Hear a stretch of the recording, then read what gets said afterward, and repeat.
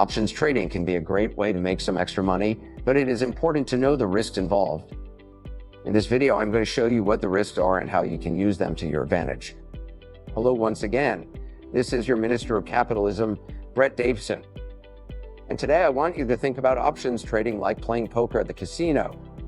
It's not for everyone, but if done right, it can offer some amazing benefits that traditional investments cannot provide.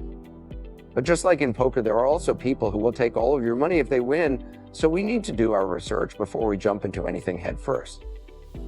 Options trading is considered risky because it can be extremely complicated to understand for beginners, and like all markets, they are subject to many different factors that can affect their price. To reduce risk, some traders sell or write options in order to generate income or hedge against losses. And while they say this can increase the odds of you making money, if the trade goes against you, you can end up losing big.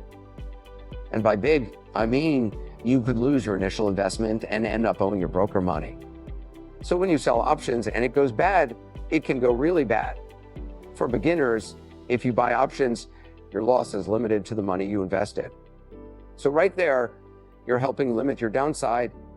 Of course, the same people will complain that buying options doesn't have as good a trade win percentage as selling options, but inside the empirical collective, we buy options and our trade win average has been around 94%. Maybe they are just doing it wrong.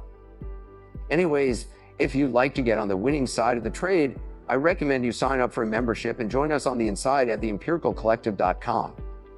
That way, you can start getting the same winning option trade alerts that our members have been secretly enjoying for some time now.